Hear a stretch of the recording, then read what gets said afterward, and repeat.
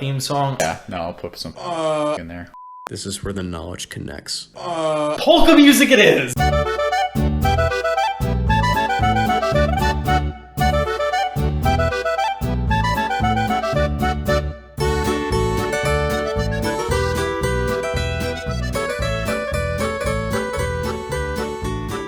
The fourth one was, it was on Stranger Tides. It's the one where they go find the Fountain of Youth in Florida. With the mermaids? Yes, yeah, it's that one. It's the one with the mermaids. And Blackbeard and shit, and like Blackbeard's daughter. Oh, and spoiler alert, the ending is when the Spanish show up, and they say that like something about only God has the power to grant you eternal life. No, yes, that's the one. Yeah, and then they destroy it. They blow it up. And then they destroy it, which is like the biggest buzzkill I have ever seen in a movie ever. Like everyone just sits around and lets them do it. They don't even try to fight them. They're just like, Drac, the Spanish are here. Like they got us now. So at the end of that movie, here's what I think happened. Okay, kind of like how they did in Star Wars, where they didn't tell people like, hey, guess what? Darth Vader is Luke's father, but we're only going to tell 2 people. I think they told everybody. Like, I think they told Johnny Depp, they were like, here, guess what? You actually get the Fountain of Youth, and you're immortal. And then I think they went and they told Barbossa, and they were like, hey, guess what? You get the Fountain of Youth, and you're immortal. They told all these people that they got the Fountain of Youth, and then at the end, when they just rolled it, the director and the producer were just sitting there going, ha, these idiots, the Spanish are going to ruin it. Well, it ended up being, also spoiler, it ended up being, like, Blackbeard's daughter, who, like, because, like, Johnny Depp, or Jack Sparrow, I guess, he tricks Blackbeard, because the way it worked, it was like you had to give one cup. One cup took away life, and the other cup gave life. Yeah. A la Indiana Jones. But like Blackbeard was like, oh yeah, give me the giving life cup and then give my daughter the taking life. And his daughter was like, yeah, I'm down because I'm dumb. And then like Jack Sparrow was like, okay, here you go. And then like he's like, oh wait, never mind. He's like, I gave you guys the wrong ones. Whoops, sorry. And then Blackbeard, like, it's literally turned into a skeleton by, like... Yeah. It's, like, it's actually kind of, like, gory, too. Like, you can see the blood and everything, but, like, the whirlwind, like, rips off his skin and stuff, and he dies very brutally. Ponce de Leon found the Fountain of Youth. Oh, don't they find, like, his skeleton or something? Yes. Yeah, they do. Like his ship and stuff. Yeah, I think they do. Yeah, I don't really know the full legend of Ponce de Leon, but I know, like we're not very... Like, he's the one who founded St. Augustine, I'm pretty sure. Yeah, he did, and he was looking for the Fountain of Youth, and then, I actually don't know... I thought he, like, returned home, and, like, went... Yeah. But... I don't think he died in Florida. Now I'm starting to think that maybe he just disappeared, and I don't know. Yeah, as all great explorers do. I don't really know what happened to him, to be honest. Are you a great explorer if you disappear and get lost? The thing that you're looking for? It's a good point. It's a good point. I didn't really think about that. You a bad explorer. I think that makes you a bad explorer. But I mean, well, okay, no, hold on. He had to have, like... His legend... He had to have gone somewhere because we know about him. Like, we know he found the Fountain of Youth, even though it was, like, essentially sewage water, like, in a spring or whatever. But Siri, what happened to Ponce de Leon? I don't actually have Siri. I don't know why I'm lying to you. Yeah, I was going to say, I think... Juan Ponce de Leon.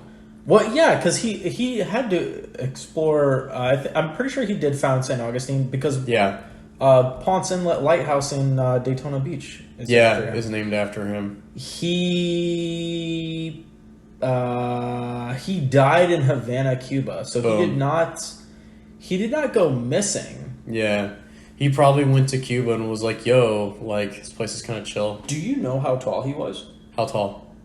Just take a guess. 6'9". He was 1 inch tall. He was a half inch taller than my ex. He was 4'11". Oh my god! He was a tiny man. Holy cow! He was a small man. Wow! From humble beginnings. He had a lot. He had a lot to prove. I don't know if we can talk too much trash. No, we can't. That's why I'm saying Because I'm saying I relate to him. Like, however, we are taller than him, so I think we should just take the opportunity to talk some shit on him. what? Talk as much shit Wow. as you want. Yeah, I mean, Ponce de Leon. yeah. Ooh, I discovered Florida. Whatever. Like, fucking, there's like a bunch of like You find a bunch of alligators and like animals that kill you and angry Native Americans. So hang on. So check this out. So you're Ponce de Leon, and you're exploring. You're exploring. You find Florida. You find Florida. Yeah, and you're like the first thing you see is the open bar. and You show up and there's a bikini clad like Hispanic woman just waiting for you. you get here, and there's the Seminoles, and then Keanu Reeves and the other guy from Bill and Ted just show up, and they're just like, "Whoa, most excellent, my dude." I love how you knew Keanu Reeves, but you didn't know about Bill. I don't know. I said Bill because I also do not know his name. Bill and and now Ted. Hey, he's looking it up. Bill and Ted Face the Music. Who played Bill? Alex Winter? Oh my god, I have never heard of that name in my entire life. Because I think literally the only thing that he really is big for Was Bill and Ted. However, I swear, Keanu and Alex Winter, if you're watching or listening, I swear, if the only thing that Alex Winter ever did was Bill and Ted, he was the highlight of the 90s and early 2000s. Yeah. And the fact that you had a comeback like 20 to 30 years after, amazing. Yeah, for all the stoners in the 90s that really missed Bill and Ted. Stoners, skater kids, sneakerheads. Yeah. I mean, I was barely a 90s kid, and I watched Bill and Ted. Probably just angered a bunch of people. What I said, but that's my. See, I have watched Bill and Ted, but I watched it with my.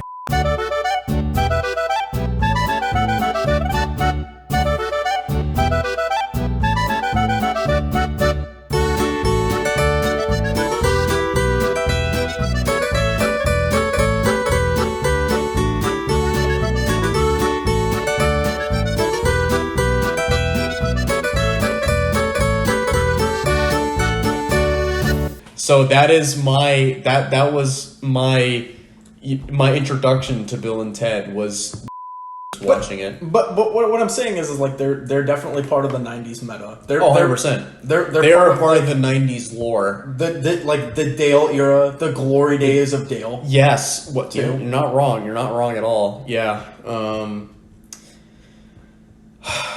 Cars. That's gonna segue into. That segues into it. Yeah, and we've been talking about a bunch of shit. We've been talking about Florida, and that's kind of like Bill and Ted. Bill and Ted. It's all relevant. And it is. Some of it will be cut that. But it's all relevant because with the subject of we're going to talk about the Gambler 500. We are going to talk about today. Not European. I don't know what the hell you'd call them, but Florida is the Australia of the United States. It is, 100%. And we're going to talk about some Aussies today, right? If you haven't figured out after the last 10 to 15 minutes of rambling, you are listening to the Power Horse Podcast. I am your host, Stash, and I'm here with Dale, graced with another podcast that he has decided to come on after the debauchery from our former podcast. Don't know how I got him back on this, but it is happening. We're going to talk about things. We're going to talk about Dodge. There's going to be a whole Dodge segment. There's going to be a Ford Dark Horse segment. We're going to talk about Ford's new S650 release. Dale has not seen it, and he's going to see a cold react to one of the trailers for releasing the 650 Dark Horse. Quite honestly, I would never sell Scarlet, but I might sell a kidney to get my hands on a Dark Horse. And we're going to have an argument over, I think we're going to start an argument for a lot of people over F1 versus Rally because it was in a Instagram post that I saw, and we're going to argue about it. I'm going to piss off a lot of Europeans with that one, and not a single American will care. I think that's fair to say. Well, all right. Obviously, that's an exaggeration, but we'll get to that when we get to it. No, we'll get to that. Then we're going to talk about Aussies, and then finally we're going to have a IMSA update. This is my attempt at trying to give a little bit of texture and structure to our podcast, but quite frankly, I like how it just kind of we just go where we go with it. Like, we went on a 20-minute rant about Ken Block and Rally for a little bit. All got cut, and if you want to see that or hear that, please let me know in the comments, and we may release some behind-the-scenes deleted scenes at some point for the show. But I have no idea what's going on with the NASCAR of Dodge, but let's take it away. Tell me about what's going on with Dodge. Yeah, apparently, so it came out today that Dodge, so 1,000 foot view. NASCAR made this new car called the Next Gen car that they're racing in right now, and it's a hot topic right now in that world. But they made it. A part of the reason why they made it was so other manufacturers would want to get involved. Right now, the only manufacturers are Ford, Toyota, and Chevrolet. They made it to bring other manufacturers involved. And there were a lot of rumors that Dodge was going to come back, which has been a long-time fan favorite. Everyone thought they were going to come back and bring it to the sport, but they just came out today and said that they have no interest in re-entering NASCAR. Instead, they're going to focus all their efforts in drag racing, which is where they are right now. So just to clarify on this, because I know probably about I don't want to date myself. Like 5 years ago, we had a comment. We discussed this, and you had said something about Fiat getting into NASCAR. Yes. Now, when you said that, did you mean the Fiat overlords at Chrysler Fiat, or did you mean Dodge? Both.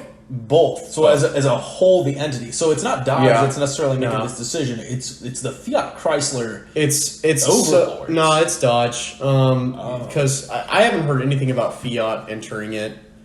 But so this car was supposed to be the be all. Like, it was supposed to just revolutionize the sport, and in a lot of ways it actually has still, but it also was supposed to bring in a lot of manufacturers, and Dodge wasn't the only one that was rumored. There was also a lot of rumors about Honda. Fiat was another one. Even Kia there was a rumor about Kia as well. I know. The dudes that did the hamster. Yeah, you remember the yeah. hamster commercial?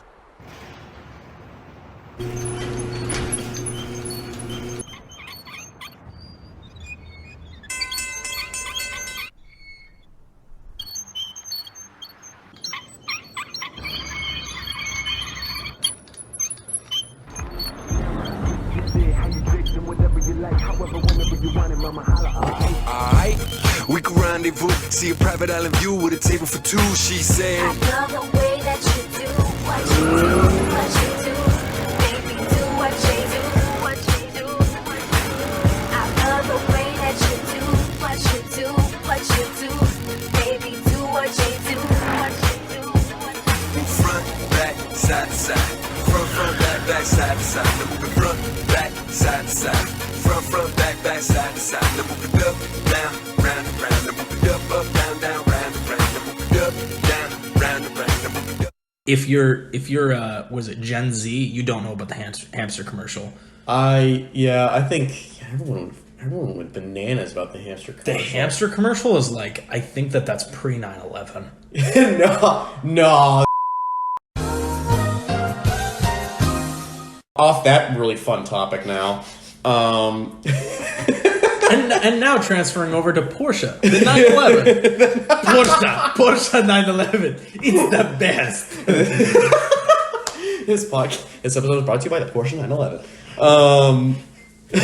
We are. This is how you get banned really quick from YouTube. Oh my god. We are 100% sponsored by Porsche. And if you listened to our last video where we talked about Porsche, this is an absolutely perfect segue. Oh yeah. Into yeah. into both of us in our woes with Porsche and getting into trouble with people from Porsche.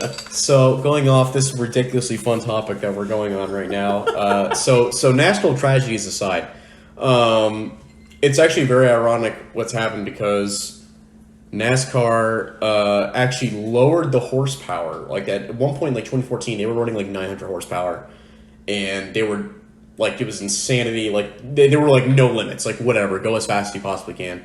And now they're like, no, the limit is 670 horsepower. Can't go any faster than that. And part of the reason why they did that was to invite those manufacturers that don't have 900 horsepower, that can't do 900 horsepower, into the sport. And it was really funny because part of that was to bring in Dodge, which is not a manufacturer that loves doing low horsepower. They're all about the higher horsepower. They're all about the Hemis. They claim to be, but the point is that, like, you know, it's kind of ironic that ended up happening that way. And now they've said that no, they much rather be in drag racing. So,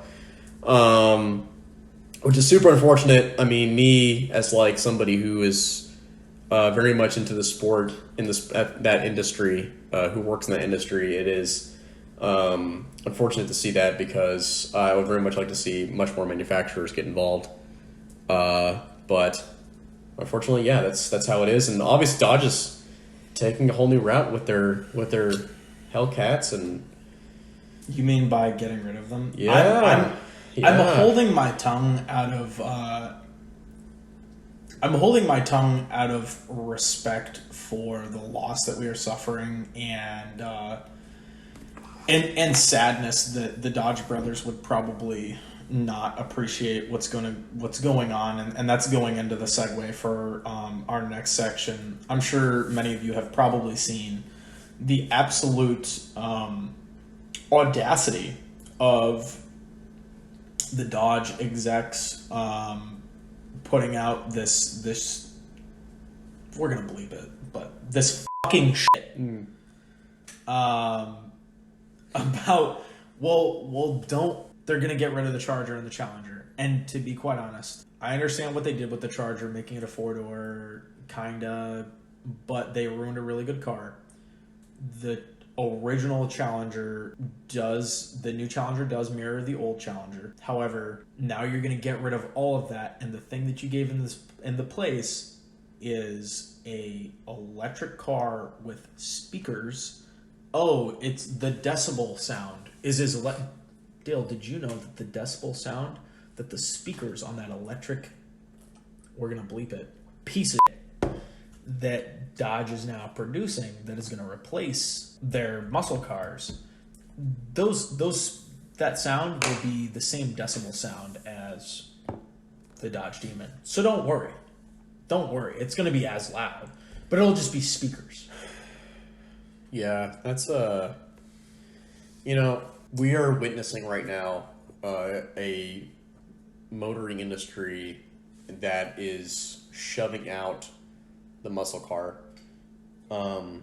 It's been slowly happening for a while. It has been. It's been very gradual, but like, I mean, they were still like embraced by some, but as time goes on, it has become almost like anybody who still makes like these muscle cars are pretty much being alienated by the motor industry. And it's really sad to see something like that, where it's like, yeah, well, look, this car is as loud as the muscle car, so like whatever, right? And it's like, no, that's not the only reason why people like the muscle car. You're being treated like children. It is, and it's like, you're not fooling anyone. Like, it's artificial. Like, we know it's artificial. Like, and it also just kind of proves that, like, we know that the muscle car is still very much wanted. Like, it's still sought after by many consumers, or else they wouldn't, or at least characteristics of the muscle car is sought after by consumers, or else they wouldn't put that in. They wouldn't make them as loud as a muscle car on purpose. Like, they wouldn't do that. So here, I'll even take it a step further. It's not just wanted, desired, known, and respected by Americans. This is an American thing. Yeah. I've spoken to many foreigners. Like there was a gentleman who was in when I was down at Fort Benning when I was training there. Was a gentleman from Hungary who loved all the Fast and Furious movies. He drove a Hyundai Veloster, was his car in Hungary, and when he found out that I was a Mustang guy. He was like, American muscle, this is the best. This is the best. Loud engine, big engine, lots of horsepower, lots of torque. It's uniquely American. It is part of American culture. It is, and it's in a way, it really reflects the American character. It's loud. Absolutely. It's fast. Yes. That's what Americans are. It's loud and obnoxious. That's what Americans are. So it's It is really a big. I don't give a. It's almost like I'm as if fast, like overall. It's almost as if overall culture reflects, like cars reflect overall culture. Oh yeah, if you look at the 60s, and I know this is a cliche to say, but if I could pick a time period to be 18 years old with a license, I would pick the 1980s because I have just enough time beforehand that I would have seen all the buildup that you can get in like the 1980s. You could have gotten an old 60s or 70s Mustang or Camaro for really cheap. Yeah. You could have worked on it with your dad in your garage. Yeah, taken it wasn't that old at that point. It wasn't that old. It wasn't. Parts for it were plentiful, and then you have all this time period after that. By the time they're doing this EV shit, I'd be dead and I wouldn't care. Yeah. But you're if you look at the six, like that is. You can sit there and say, well, baseball and football, that's the American pastime right there, and argue about who's the American pastime. Really, when I was in school, I promise that this is going somewhere. This is not just this is a really big digression. It's circling back around. When I was in school, one of my professors, he had an absolute conniption fit one day when somebody said something about one of the NASCAR races, and this man lost his mind because he was like, NASCAR, racing, who the fuck is Richard Petty? What did Richard Petty do? And somebody was like, Richard Petty won the most races ever. Mm-hmm. And he was like, and he told a story about watching Challenger blow up, the shuttle, watching the shuttle blow up. And everybody, because it was Embry-Riddle, everybody went outside to watch the shuttle launch because you could see it from Cape Canaveral. Mm-hmm. And they watched, and obviously something went wrong. Right. And the shuttle blew up. And he said that nobody said a word. Everybody just went back into class. And he said he turned around to his students and he just said, class is dismissed for the day. And any work that was due for the following class, if you did it, that's fine, but he really didn't care. And he was gonna, I think he had a quiz for the next class, and that everything was void, and the whole school shut down. And it was such a kick in the nuts because Challenger blew up. Mm-hmm. And I was sitting there and I was thinking about it, and for a long time I was like, you know what? I don't even know who Richard Petty is. You know, I was like, F Richard Petty, and I even was like, this Dale Earnhardt guy. I had also heard a story about how people, like, when they carried Dale's body out, that nobody would pass him on the highway. Mm-hmm. And at the time I was like, that's a story. Mm-hmm. It's like Dale didn't it's not like Dale died serving his country or anything. It's not like it took a relationship knowing you. It took going to my first NASCAR race. It took getting into the culture more, that I sat there and I was like, no one would pass Dale Earnhardt on the highway because no one would pass. He was the intimidator. He was the champion. And seeing interactions, the greatest of all time. The greatest. Not Richard Petty obviously having the most wins, but the greatest driver, the greatest man. Sorry, I don't mean to interrupt. No. But he took the sport. Richard Petty, it's amazing. I thought it was funny that you said, "Who the hell is Richard Petty?" It's like, well, yeah, a lot of people don't even know who Richard Petty is. In the fact that he is considered the best because he won the most races, but he won the most races in a time period where there was a lot more races to be had. But I digress. But Richard Petty stayed in NASCAR. Dale Earnhardt transcended it. He took that sport a lot like how Jeff Gordon did. Everyone knows who Jeff Gordon is. Everyone knows who Dale Earnhardt is. Everyone knows who Dale Earnhardt Jr. is. Those guys who transcended the sport are the best, and that's why it's stuff like that. That is why that happened. That event happened where nobody could pass on the highway because he was such a giant, not just in NASCAR, but in the motorsports, the motoring industry, period. And that goes onto the highway, that translates onto the highway. They just refused. They wanted to pay respects to the man. Absolutely. And I didn't understand that because... And for the record, it was not his body, it was his car. It was his car. It was the hauler, yeah. Yeah. And it took me a while, and I did have the mentality of that professor for a while until I realized, I got, I think really when it was when I went to the NASCAR Hall of Fame, that I was in there and I saw all this, and I sat there and I touched the wheel that they used to use. We talked about this last episode.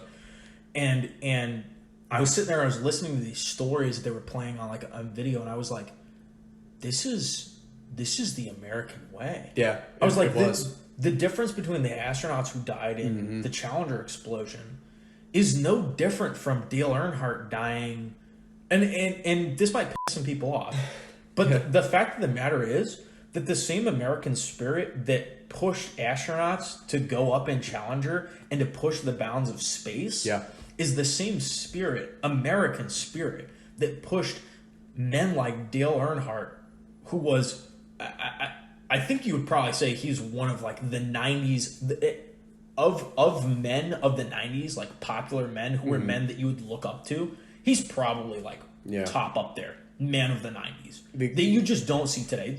Dealing with this, like, I don't want to digress too much, but dealing with very effeminate type of men today. He was a man's man. Yeah, he was a man's man. He was truly one of the last American heroes. He embodied some true American spirit. I mean, I grew up in the racing world, and just heard nothing but great stories about man. I mean, I wasn't alive for very long to watch him race, but I've seen enough to know I've seen and heard enough to know that he was just he was a character above all the characters, and in a way, he represented that American spirit, and he drove a Chevrolet, he was the Monte Carlo guy. He drove a Corvette and the Rolex 24. He had that American spirit that everyone in the world looked at him and was like, that's the American race car driver. That's who that is right there. Yeah. It don't matter what he does. If you came into the United States, he was the guy. He was the guy.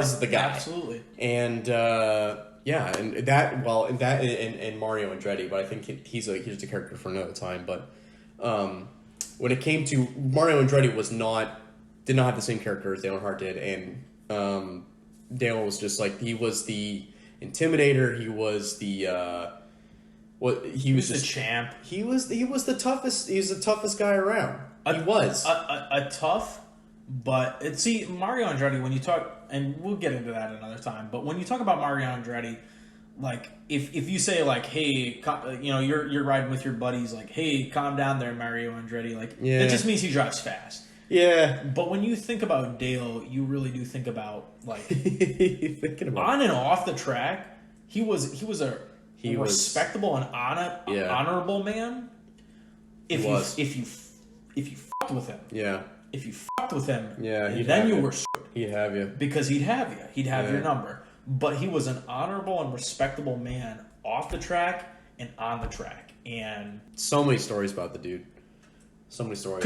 Could fill an entire. I mean, we could have your dad on and talk about that. Oh, but he just wasn't. Nowadays it's unfortunate that he's gone, because I wonder what kind of impact he would have on the car industry. I mean, maybe not that much, probably not that much at all. The racing industry, sure, but he would not like what's going on with manufacturers today. With Dodge, with Ford, with Chevrolet. He personified the Detroit car manufacturing mentality. The tough guy. Yeah, he was the blue collar. He was the blue collar dude. He was the blue collar man. He was the blue collar dude that everyone could relate to. And in a way, that's how a lot of early NASCAR drivers were. Is that, you mentioned the steering wheel. Dudes just took their car, They bought it at a dealership. No fear of death. Took it. No, they didn't care. The dude's racing a flannel shirt in jeans. Like I don't even think they have a helmet on, and they'd buy their car off a showroom, go race on Sunday, and sell on Monday. That's what they would do, and just to earn some money, trying to earn some money out of it. Those days are gone now. Money, but also glory. But yeah. I suppose that segues into our next segment, which is kind of dual. The Ford S650 release. So this is kind of crazy, and honestly, I'm very proud of Ford I saw one of the Ford execs came out and he said, for, quote, anyone who was not ready to go EV and still needed gasoline engines, that the F-150 and the Mustang would continue to offer a internal combustion solution for all of Ford's customers, and an option for those who were, quote, not ready to go to EV. I'm going to tell you something right now. People who are out in the sticks, people who are out in the rural areas, myself, I'm not ready to go EV, and I just put solar panels on my house. I am not ready to go EV. I don't want to go EV. I'm not going to sell my car. I just bought it in 2019. I think the majority of Americans would agree with I you. don't think that... It's not that I don't want to. Believe me, it's not that I don't like the idea of, helping the environment. I mean, I do like riding, a V8, right? But I understand they're doing this for a good cause, but right now it's just not, I don't think it's sustainable. As somebody who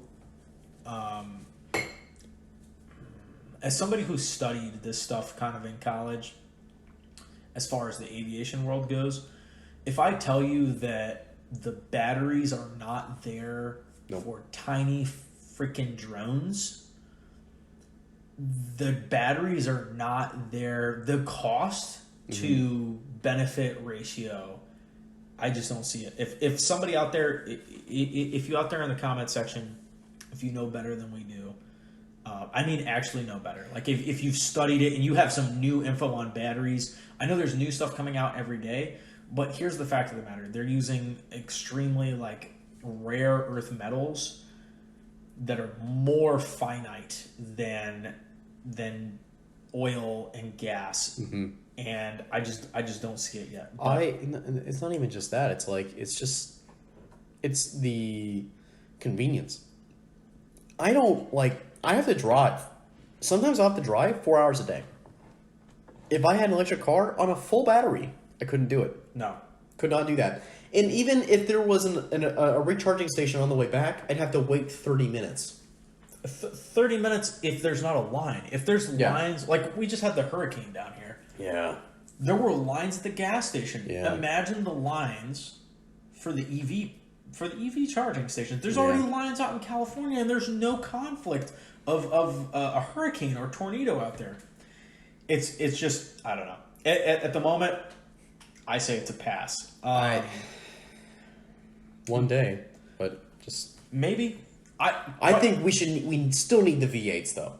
I think you need to have the gasoline cars still. And the Europeans have gone in this direction, and I know people say it's dangerous, and it's definitely a podcast for several guests and for several I want to hear takes on this, because one of my teachers in high school, he said hydrogen engines, and Porsche and I believe BMW have experimented with hydrogen engines. I know they're very dangerous if there's, exploding. Yeah. But I think hydrogen might be, and the only waste product that is produced from hydrogen is water.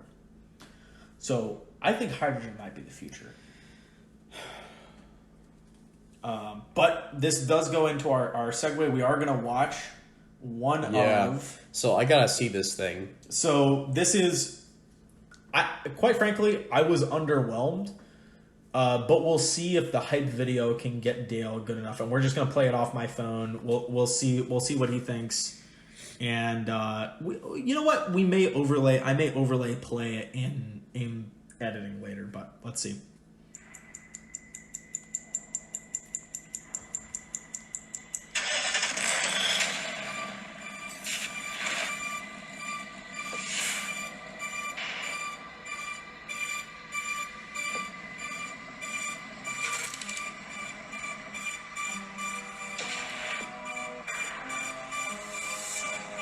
A lot of fanfare here.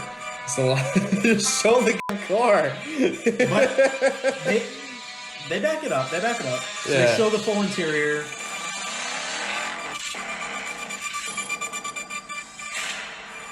Oh wow.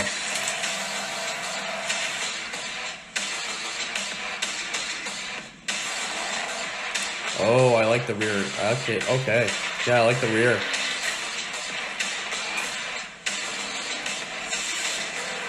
Oh yeah. It's got that blocky look to it. It's got that blocky muscle look to it. It's like, it almost like screams, it's like, yeah, we don't care about aerodynamics. It's all about engines here.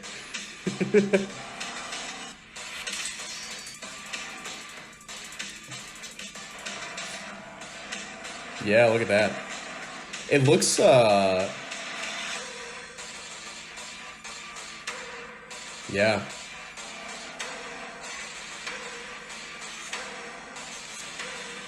I'll tell you what, it looks like better than the one that they got right now.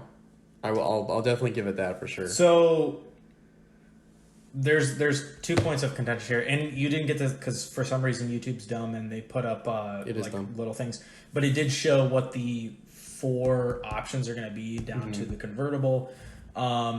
Here's the point of contention: people are saying that it looks like the Camaro, I don't think that at the all. current Camaro. So I disagree with that. there you have it. That is a Chevy eye right there. Says that. I don't know who's been saying that it looks like the Camaro. I don't think it looks like the Camaro. I at all. think they're too focused on the headlights. Because the headlights are a little square, yeah, but I mean, like the rest of the body looks nothing like a Camaro. So, speaking of the headlights being square, and it's interesting that you say that, a lot of Fox body conspiracy theorists Yeah? have been saying that this is an homage, potentially, To the Fox body? not just to the Fox, but we very potentially, and this has been brought up in several posts that I've seen, we very potentially may be looking at the end of the Mustang. At the very least, we were looking at the end of the combustion engine Mustang. The very most, we were looking at the end of the Mustang together. Because I have a feeling that The combustion engine one I could have told you a while ago. I think we're definitely looking at that. I could have told you that a while ago. or at least they a were pause, on their way out. because I think this EV thing is going to fall through and fail, and I think that it'll be brought back. Yeah. I think it'll never be the same again, because initially when they announced the initial 650 before the turning of some things and the push towards EV, they said they were going to give it a 6.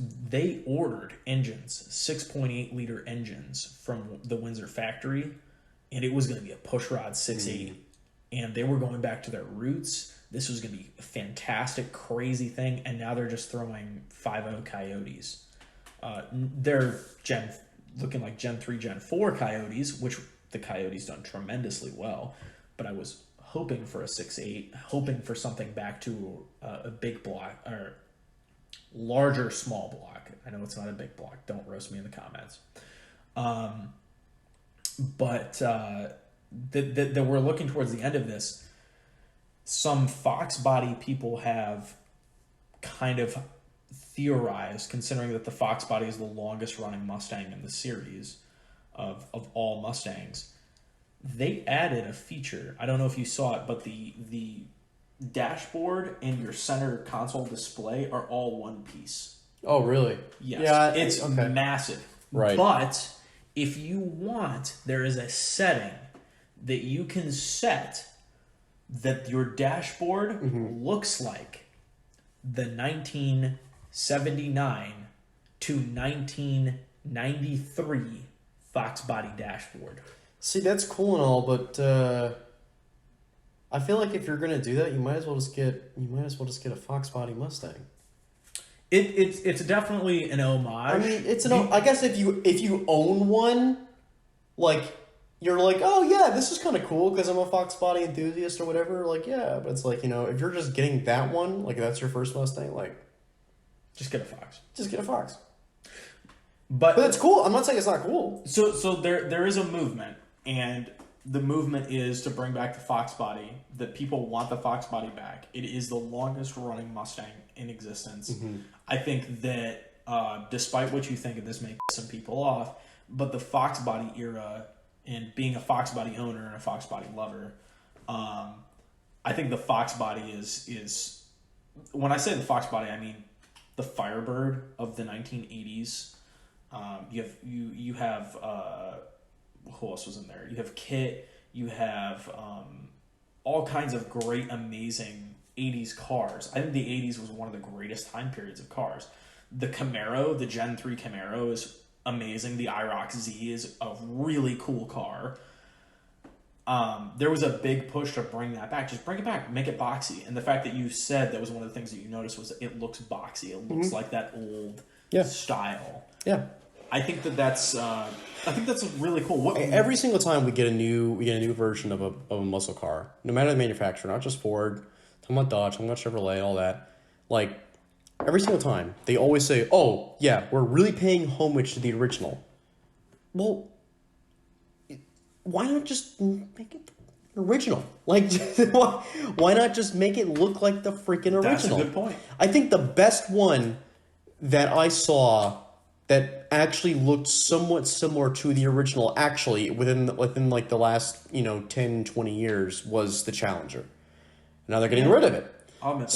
So I think that, and why? Because it was a freaking rectangle. It was a square. It's just a box. It was a box because they didn't care. Back then, when muscle cars first came out, they didn't care about aerodynamics. No. All they cared about was really loud, fast engines. Well, when you have a 460, when you have a 460 V8 in a car that's making a shit ton of power and a shit ton of torque, you don't care. There's a famous quote by Enzo Ferrari. I know this quote. Aerodynamics are for people who can't build engines. And it's true. It's true. Aerodynamics can only get you so much, but a solid engine, that can get you all the speed in the world. And I think that's what muscle cars embody. That's what they're about. 100%. So I like the oh man, I'm looking at numbers now. The S650, is that what it was? Yeah, that's gonna be the next. I liked it. I think it's better than what they've got out there right now. The modern day Mustang is a little bit too curvy for me. But I'm not saying it's a bad thing. I'm not saying it looks bad. I'm just saying that this one, it definitely looks like an improvement. I like the direction they're going, despite the fact that we're starting to see the extinction of the muscle car. Yeah, I saw a post on Instagram the other day, and it was I saw a lot of posts when they announced it, and to be quite honest, I think that this was a testament to the community as a whole. Yeah, was because I know that there's a lot, and personally, coming as a Mustang owner, I did run into a very drunken and very aggressive Dodge owner the other day, and he said some very nasty things towards my Mustang, and regardless of this, and regardless of the fact that the most welcoming community, also at the same time the most toxic community that I've ever seen is the Mustang community, but regardless of all of this competition, that I saw people posting stuff that was like the quote from Lord of the Rings, The Two Towers, was like, I never thought that I'd die fighting side by side with an elf, and then Legolas says, yeah, Gimli. What about dying side by side? I'm sorry. Yeah, he says to Gimli. Yeah, he says to Gimli. What about dying side by side with a friend? Yeah, Legolas. And Gimli starts to cry a little bit, and he says, "I could do that." And it was Camaro, and it was a picture of the SS. Yeah. SS or the ZL1, and it was saying, I didn't think that it would end like this. I didn't think I would go out next to a Mustang or next to a Challenger. Mm-hmm. And then it was Mustang, it was the GT500 saying, well, what about going out next to a friend? Nothing unites a people more than a common enemy. And right now the common enemy is the EVs. Yeah, is EVs and just overall extinction. Is not being around anymore, and and it was the post that I was seeing was one post I've seen shared a lot is people posting Dodge saying 2023 will be the end for all their gas muscle cars, and then people posting this is the end of Camaro 2023 discontinued, and then people posting up, and then the next video in the sequence is Ford saying "fuck you" to the EVs with one last round. Yeah. One last, not one last round year, of but muscle one car. last round. I think Of at least 4 to 6, maybe 8. We might get 8 years out of the S650. Ford knows, and this is coming from a Chevy guy. I think Ford knows that the Mustang is probably one of the most iconic, if not the most iconic muscle car there is in the world. I think the only thing that could really challenge it is maybe the Challenger, but Oh, I disagree. I'd say the Camaro could, because the Camaro's been there the longest. Nope. No. Let me rephrase that. All right, Let me rephrase that. Yes, it was. However, it's not. Camaro has definitely gone away. The Camaro has definitely gone away from what it used to be, whereas Mustang seems to be the closest to what they used to have. I mean, and they're still going. The Challenger was the closest, and they're discontinuing it. So, I think Ford knows that the Mustang has a long lineage to it. It's got a very much larger fan base than a lot of other muscle cars. So why end it now? So, I do appreciate that, and I will say there was a time period where the Mustang faced extinction, and I hope maybe we're looking at a similar situation, but I think that this is completely different. There was a time period where they were going to slowly get rid of.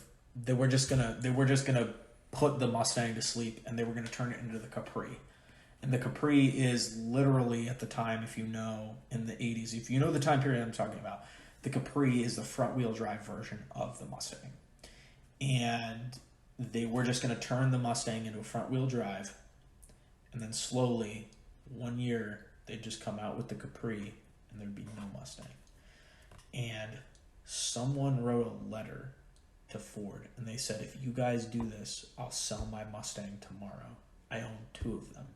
I'll sell my Mustang tomorrow. I'm going to buy the new. It was the Gen 3. I don't know what the top of the line Camaro was at the time. right. But they said, but it was the rival. It was the rival muscle car. It was the rival, and Yeah. it wasn't just the I'm gonna buy the baseline Camaro. I'm gonna buy the top of the line. I'm gonna give them all my fucking money, and I'll give it to Chevy, and I'll be a Chevy man tomorrow if you do this. And off of that single letter, in addition to many other letters that they had gotten from angry Mustang fans and angry Mustang owners, they changed course, and they said, and they issued there was like a press conference. They said, we will not turn the Mustang into the Capri. We will not make, and there was talk that they were going to make the Mustang an all-wheel drive car. Newer, that the S650 might be an all-wheel drive car. God, that would be dope. I think that would be terrible. I mean, And I have as somebody who loves watching like Von Gittin and all that, though, those are all rear wheel. all of them. Are you sure? Yep. They're not all wheel drive. You can't drift in an all-wheel drive car. Cut that. Cut that. No, you can't. So I did. There was at a time that I thought that you might be able to, but you cannot. All-wheel drive is meant for rally and off-road, and that's it. And if you have a disagreement and you'd like to argue on whether or not in IMSA all-wheel drive would be viable, please, I'd like to hear it. But as far as sports car racing goes, rear-wheel drive wins the day. Sorry, but that's just the facts. There was rumor about this, and here's part of the reason why I think that it is indeed. They haven't changed anything. The S650, to me, it just looks like a facelift. It looks like they're putting a lot of cool bells and whistles on it. They're ending us with the 5.0. The 5.0. So I know we did start, and I made a mistake last podcast. I said 285. I know it's the 289. I apologize to those who were offended. I know the 289 was the first V8 Mustang. I know we started with the 289. We actually started with an inline 6, 300 or 200, I can't remember. But really the 5.0 is what put the Mustang on the map. And then we did some things where we went to 4.6, 351, 427, 429. We had all these different, but the 5.0 is the iconic, the 302.50 interchangeable. That is the iconic Mustang engine, and the fact that we are ending with the 5.0, I think that that's a sign that it might be over. I think that's a sign, since they were talking about the 6.8, and now we're ending with the 5.0. I think it's a sign that it might be over. And that, for now. I think it's going to come back. It's going to have to. It has to sway back in our favor. There's just too much fanfare on the line here, and we can't. There's just no way it's going to all be gone. I just refuse to actually believe that. When the sales drop drastically, which they will. Like my buddy Brandon said, he owns a Gen 3 Camaro, which I just found out recently is not an IROC Z, even though it says it is. When you see the sales drop, because people like Brandon are sitting there going, I'm going to pay whatever I have to and put in whatever elbow grease, whatever blood, sweat, and tears I have to keep my gas engine running, rather than buy a new piece of shit EV, that then people like Ford are going to sit there and go, you know what? We need to go back to gas. People like Dodge are going to sit there and go, we made the wrong move. Because I guarantee Dodge's announcement about the Challenger and the Charger, that's going to it was a lot of negative press on that. I think they knew it was going to be bad, but they didn't think it was going to be that bad. No. A lot of negative press there. So we'll just have to wait and see what happens. All right, Dill. Well, I do think that it is, in fact, time for a sponsor advertisement section here for us. So without further ado, we'll give it away to our sponsor for today's episode. We at Porsche are very proud of our heritage.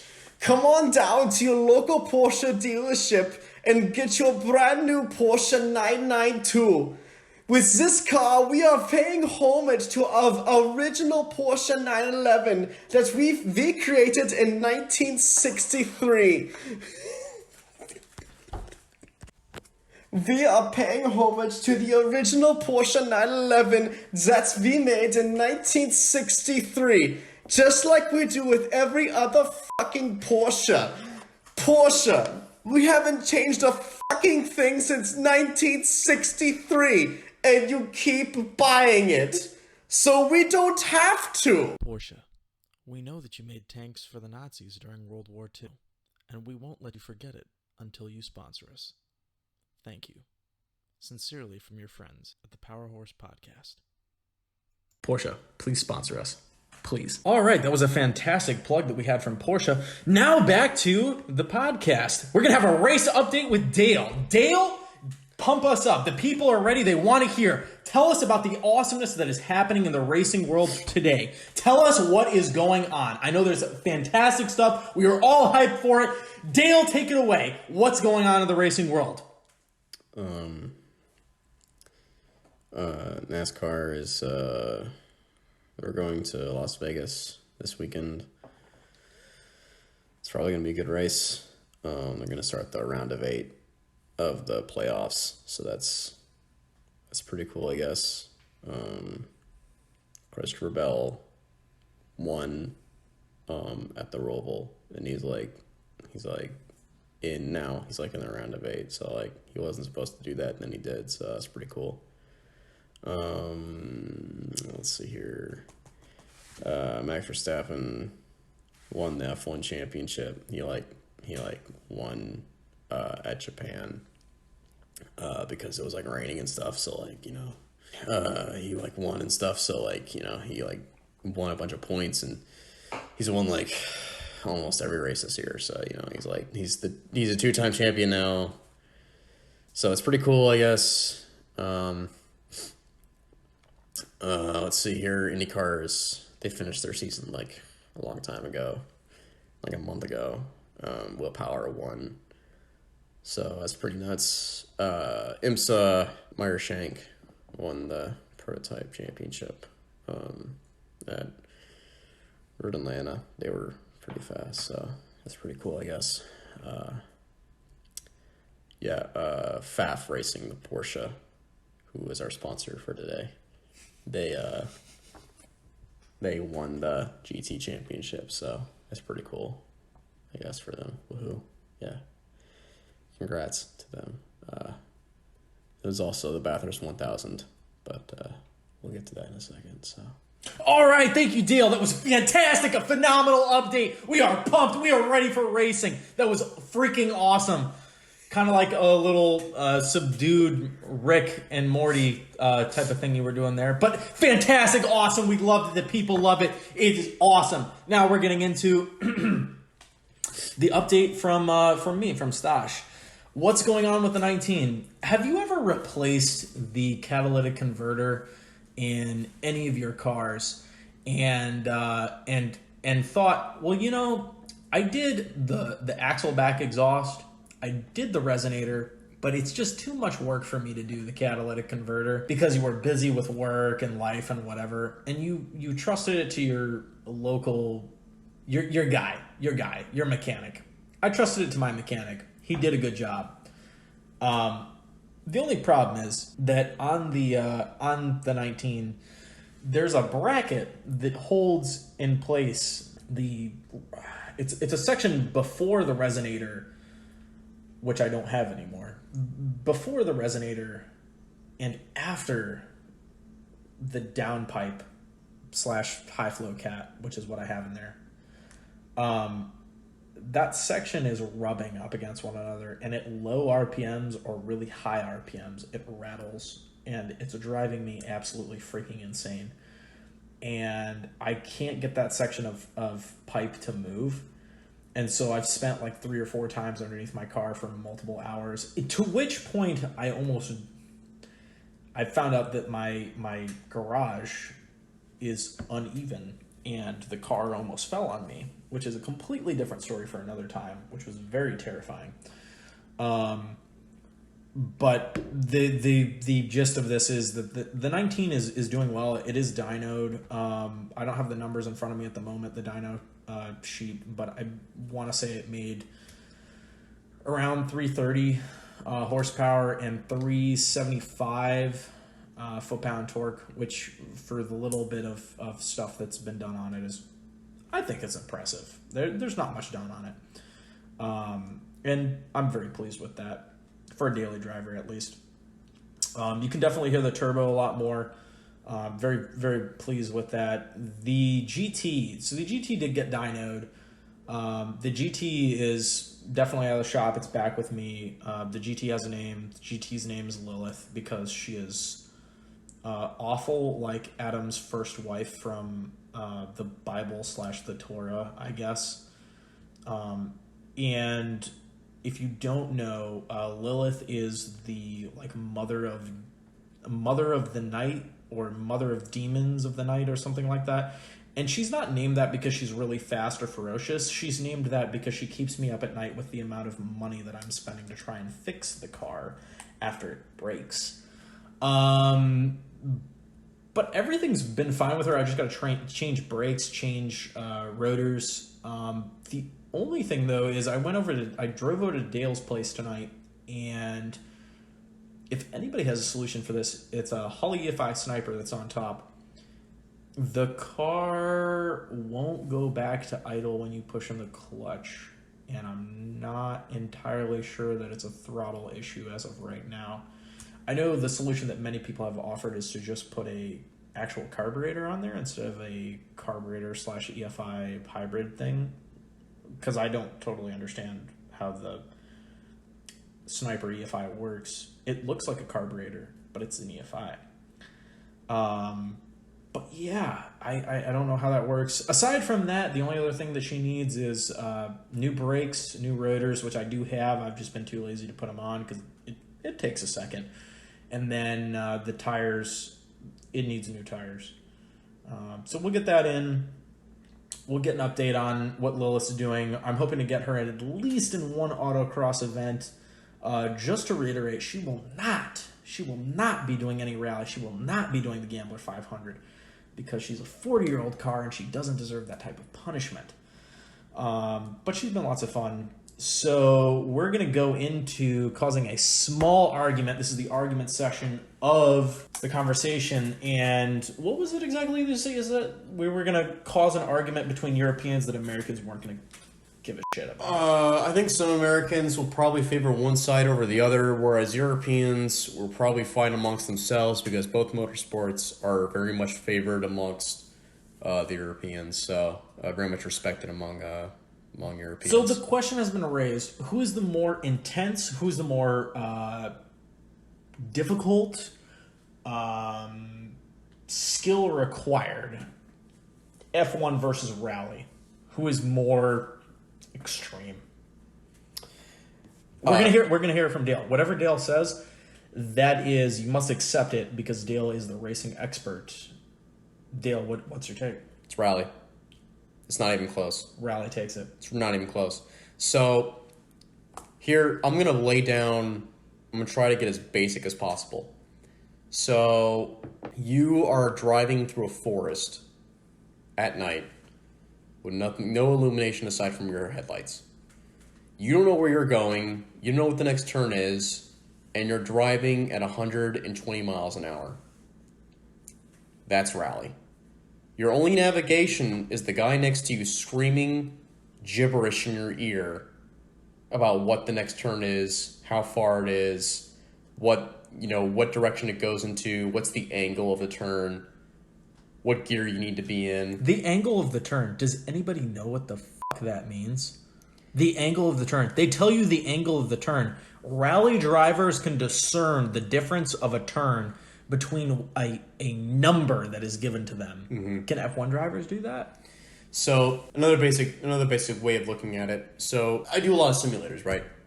I kind of have my own setup at home. And the thing is with Formula 1, if I get onto a track, let me think of the most complicated circuit in Formula 1. Some folks might argue with me on this, but I would say it's probably Monaco. I do maybe 2 laps at Monaco. I've got it down.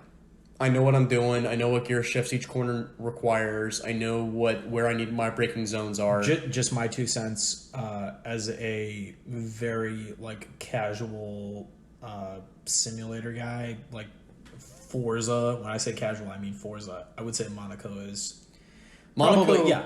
I would agree with that. Emerson Fittipaldi, who was an F1 world champion, once famously said that racing at Monaco is like riding a bicycle around your living room, and he is 100% correct. It's very narrow. There's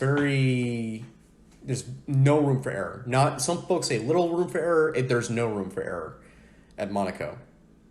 However, 2-3 laps there, I'm good to go. I know what I'm doing. I know where my gear shifts are.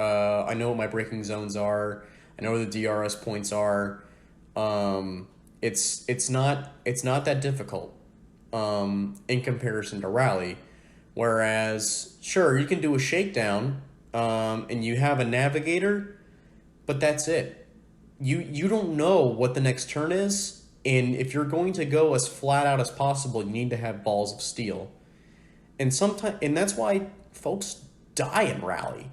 Still. See Group B for reference. Folks die in rally. It is a dangerous motorsport, but some folks still do it because it's crazy, and because they're crazy SOBs. They just want to feel but it's also extremely satisfying to watch. It's extremely satisfying to do because you're the king of the road. You're mastering a vehicle in unknown territory using nothing but your sense of hearing.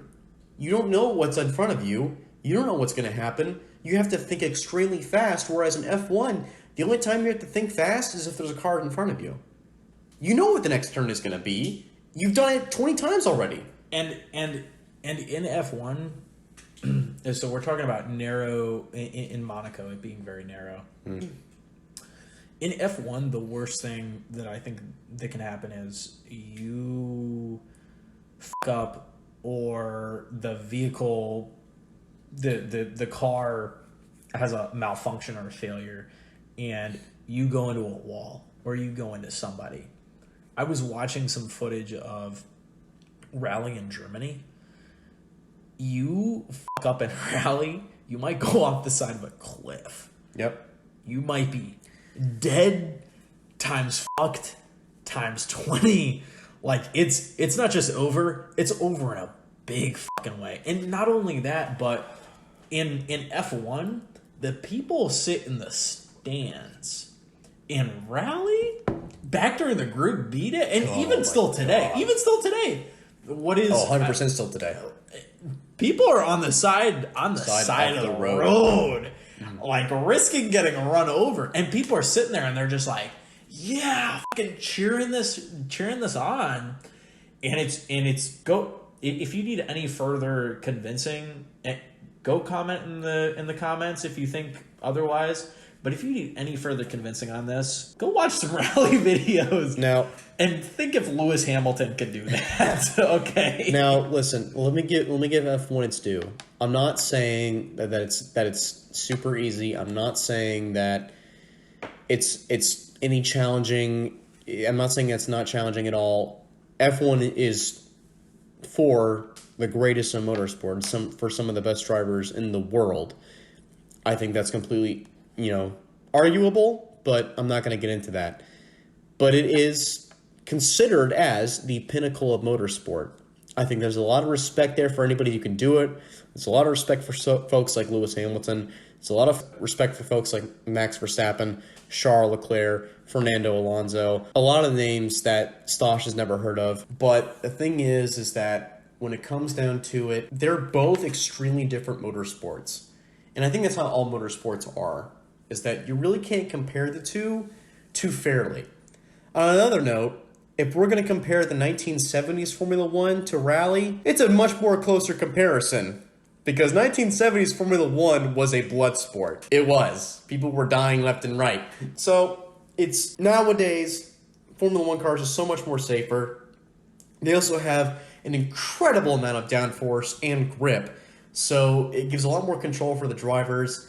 After a while, it becomes second nature to some of these guys. And I think folks like Lewis Hamilton, it's case in point. Whereas with rally, every single course is completely new to them. And you just don't know what's coming up next. And I'll add my 2 cents into that is that rally today, speaking off of that, if we're going to talk about like the 70s F1 time period where it was indeed blood sport, we're talking about like older IMSA sport car racing where Mercedes are flying into the stands and killing multiple fans. 1955. In 1955. That's why I have him on the show, is because he knows the exact dates. It is the most 1955 24-hour Le Mans. For those of you listening who don't know what he's talking about, 1955 24-hour Le Mans. It is considered the bloodiest motorsports, the most tragic motorsports incident in history. Go look it up. Go read Go Like Hell, which is the story of Ford versus Ferrari, which is far better. The movie was fantastic. The book is far better. It gives you more insight. But yeah, many fans were killed from one car that went into the stands. 88, if I'm not mistaken. I didn't even realize it was that many. No, it was... wow. Yeah, it was like a war zone. Absolutely disgusting. But if we are... if we're talking in truth about stuff... Rally has not been the same since Group B. I think the last time, it's speaking from a Ford standpoint, the Escort RS Cosworth RS Escort. I don't really remember how you say it. It's been said multiple different ways. Escort Cosworth, yeah. Escort Cosworth RS. Cosworth. The last Cosworth in the 90s they made with the whale tail on the back. Group A car.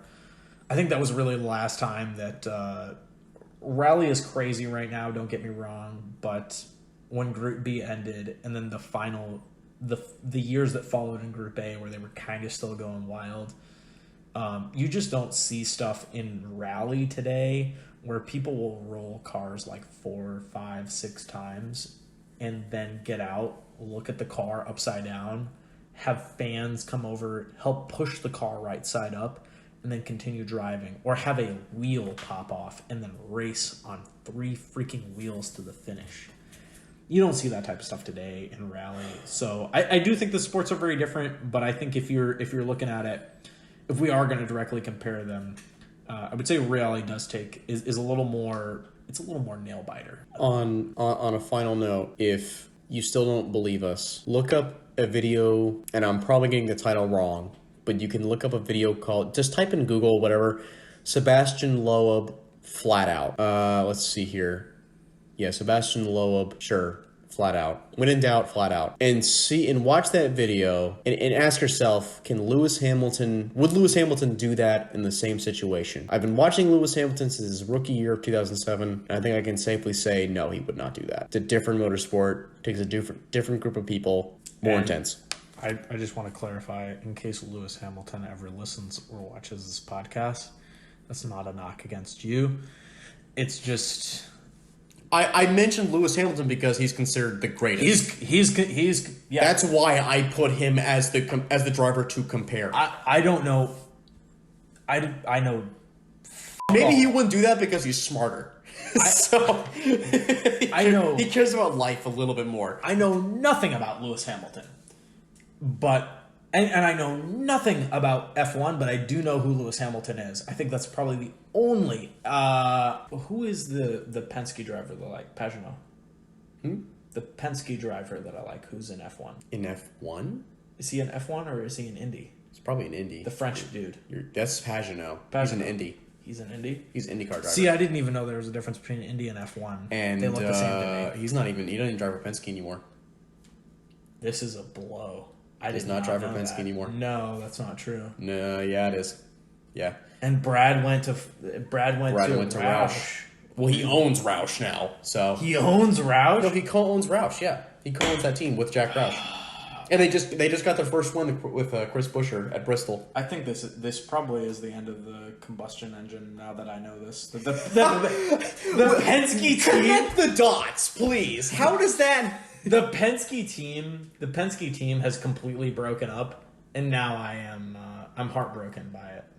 Yeah, now we have Joey Logano, Austin Cindric, Ryan Blaney. I did get to see when we went to Charlotte. I did get to see Joey Logano's car in the garage, but no one was there to let us in to see. But I cherish that memory.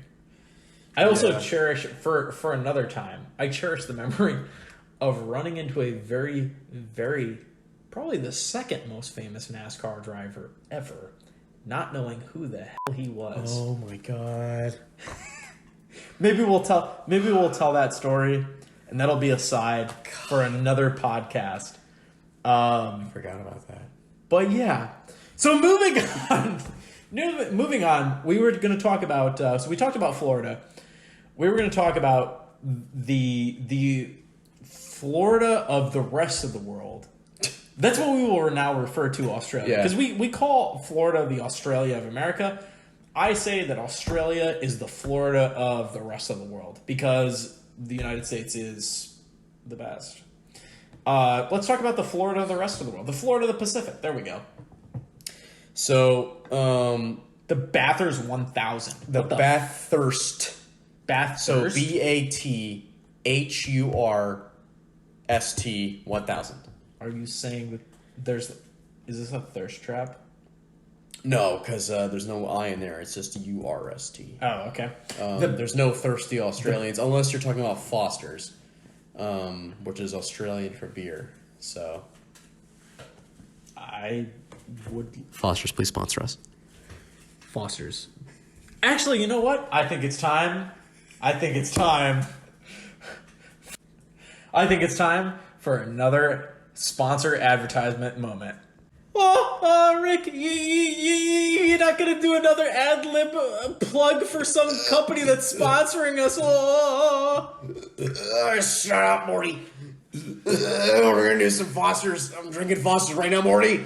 They're Australian for beer, Morty. Australian for beer. Foster's beer. I have no idea what you are until Dale mentioned you.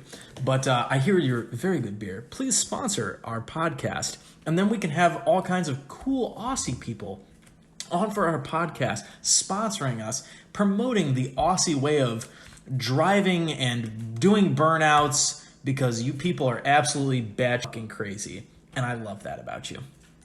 All right, and that was our plug for Foster's. Foster's, please give us money. Please sponsor us. We love you, Australia. You are the Florida of the Pacific, and that's how we're going to refer to you from now on. And the Outback is the Everglades of the Pacific. So let's go on to the Bathurst 1000. Tell us about it. I don't even know what this is. We're doing a live react right now. What is it? So the Bathurst 1000 is Australia's probably the biggest race. Not even probably. It is the biggest motorsports race in all of Australia. They just held it. So it is held on a track called Mount Panorama, aka Bathurst. It is a complete death trap of a racetrack. Very narrow, a lot of twists and turns up a hill, a lot of blind corners, not for the faint of heart, and not to mention they race this incredible feat of motorsport for 1,000 miles in 1,000 horsepower supercars. So in Australian supercars, which is essentially the NASCAR of Australia. So all on road courses though, no ovals. So it is considered one of the most dangerous races on the planet because of because of the racetrack, because of how difficult the racing circuit is. But it is usually a monopoly between two manufacturers, Ford, which of course we all know of, and then there's Holden, which is the Australian car manufacturer. So this year was supposedly one of Holden's last Bathurst 1000s, if not their last one, and they actually took the win with Shane Van Gisbergen, who is an absolute monster of motorsport in both IMSA and Australian supercars, and a lot of rumors saying that maybe one day he'll do a couple one-off races with NASCAR, but those are of course rumors right now. But the Bathurst 1000 is just one heck of a race, and it's not consistent. It's considered an endurance race. Has a team of 2 drivers per car. It is just super fun to watch. It is quite a tradition for Australian race fans at a racetrack that has had a lot of history behind it. Yeah, it's an incredible feat of motorsport, and any driver that is worth their spit should take part in it one day if they really want to become a jack of all trades. It seems that I know something that Dale does not know about Australia and their car companies. What do you know about Holden? Not a thing. So Ford actually, and I looked up really quick, and I can't find. In the comments, absolutely roast me. Are you going to tell me that Ford owns Holden? No, Ford does not own Holden, but in Australia, Ford goes by a different name as well. A lot of their cars are badged as a different vehicle. Similarly to how in Canada, a lot of Fords were badged as Mercuries because they sold better as Mercuries in Canada. No idea why. Like the F100 pickup truck in Canada was marketed as the M100 Mercury 100 pickup truck. It's literally a Ford F100, but they just changed the tailgate, they changed the badge, and it's the exact same vehicle. I can't remember what it's called. However, Holden, do you know who Holden's parent company is? I do not. Take a guess. Is it? Oh, yeah. Yeah, I knew that. It's GM. It's GM. Yeah. So literally, Ford and GM are battling it out. So, yeah. On other continents. Pretty much. So actually, I did know that because the Chevrolet SS, which NASCAR raced, actually the Chevrolet SS and just in any kind of production model, is a very similar to a Holden model as well. And a lot of people refer to it as a Holden car because essentially it was an exact copy of a Holden car. So, yes, there's a lot of hand-in-hand work there. However, Holden is the badge on the car, just how Ford is on the badge on the other car, and there has been a rivalry between those two manufacturers forever when it comes to the Bathurst 1000. So a lot of fans, a lot of loyalty there. GM and Ford duking it out. It's almost like a proxy war. It really. it is a proxy war, and I Yeah. can't remember. Please, in the comments, I can't remember. I'm trying to remember the Ute that Ford. Ford labeled it. They labeled the car a different. It was labeled as a slightly different, not manufacturer, but it was badged as something different. The Ford name was kind of not taken off of it, but altered to make you think that it was an Australian local brand. And I do believe that there are Ford factories down there that are building them, and I think that there's Holden factories. And to my understanding, the Holden style down there is very similar to old style Pontiac. And the Pontiac, like GTOs, the four-door Pontiacs of the early 2000s, very closely resemble. This is where the knowledge connects. Very closely resembles. That was a really good clip. That'll be that soundbite right there will be used later on. The Holdens very closely resemble some of the early 2000 Pontiacs that we saw discontinued. So if you're a Pontiac guy and you're looking to expand your Holden's out there, Holden's doing stuff for you, and it's good stuff. You just might have to, go to right-hand drive or figure it out. Or maybe just, go to Australia.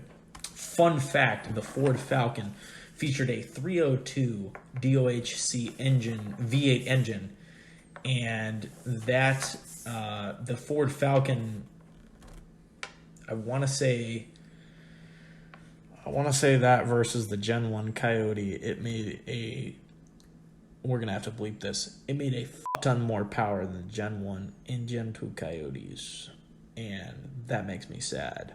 But really cool engine in the Ford Falcon that the Australians had, and really cool. There's some really cool Holden cars out there. I would, if I had money, I'd purchase a Holden. There's some cars out there that I'd purchase from Australia that are Holdens, and that's saying as a Ford guy, because they remind me of Pontiac. And secretly, I've only told my neighbor and my girlfriend this. Secretly, really big fan of Pontiac. I did tell my dad that, and he almost kicked me out of the house on Christmas. And I told him that I was just kidding, that I'd never go to GM. But Pontiac, big fan of the Firebird, especially the WS6. Anyways, moving on. Yeah, the Bathurst 1000 sounds like you have to be batshit crazy. You do. To do it, and it sounds like Aussies. I hope we have some Aussie viewers, because I know that there's a big car culture over in Australia, and I think they would like you and me drinking and recording on shitty audio here in the United States. I think they would greatly appreciate that.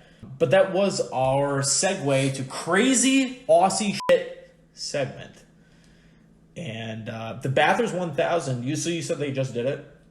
Yeah, they just ran it last weekend, same time as the Japanese Grand Prix. Yeah, which is crazy, because if you're a motorsports fan in America and you stayed up to watch the Japanese Grand Prix, you had two races to watch over in the Pacific side of the world. So Shane Van Gisbergen won. I watched it. I want to say it was either last year or the year before, where Chad Mostert won. It is a heck of an event. So much prestige behind it. Can't say enough good things about it. Would love to maybe one day on the bucket list, maybe one day go there and experience it. Porsche Foster's, if you sponsor us, we will go and we will cover these races, and of course we will sit in the stands and we will drink Foster's. That's another plug for you. It would be great. It would be great to do a podcast. I think we're going to try, with things changing, I think we're going to try and do I know at least I am. I may have different people come on.